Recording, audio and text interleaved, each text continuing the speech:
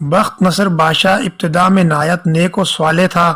حضرت زکریا اور یحییٰ کی نہایت اطاعت کرتا تھا۔ اتفاقاً اس نے ایک عورت سے نکاح کیا جس کے ہمراہ ایک لڑکی نہایت حسین و جمیل پہلے شوہر سے تھی۔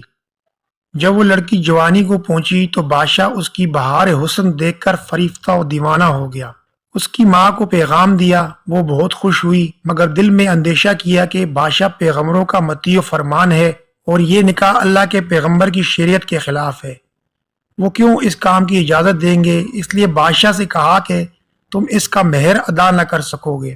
اس نے دریافت کیا کہ کتنا مہر ہے؟ جو کچھ کہو میں دوں گا۔ عورت نے کہا اس کا مہر تمہارے دونوں پیغمبروں کا سر ہے، اگر تم مہر ادا کر سکو تو لڑکی حاضر ہے، ورنہ اس کا نام مت لو۔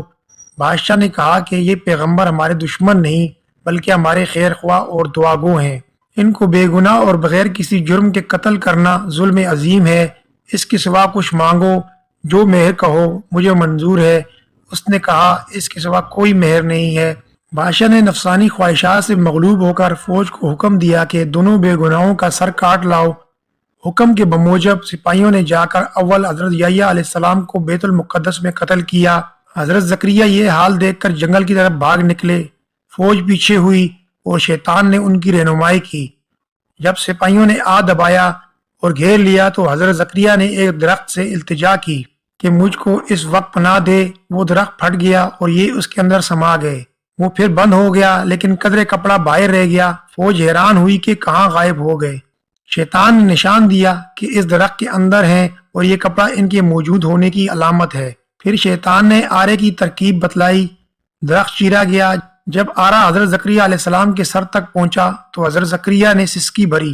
حکم الہی نازل ہوا، اگر اف کرو گے تو پیغمبری سے خارج کر دیے جاؤ گے۔ تم نے غیر سے کیوں پناہ مانگی؟ اگر ہم سے التجا کرتے تو کیا ہم پناہ نہیں دے سکتے تھے؟ اب اس کا مزہ چکھو اور چپ چاپ سر پر آرا چلنے دو۔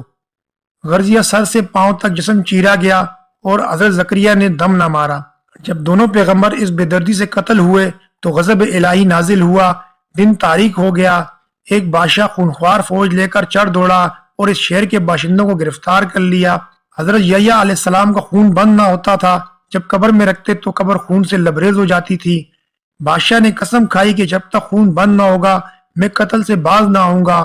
ہزارہ آدمی تہ تیغ کر دیے گئے لیکن خون بند نہ ہوا۔ اس وقت ایک شخص حضرت یحییٰ علیہ السلام کی میت کے قریب آیا اور کہا تم پیغمبر ہو یا ظالم؟ ایک خون کے بدلے میں 1000 آدمی قتل ہو چکے، اب کیا سارے جہان کو قتل کرواؤ گے؟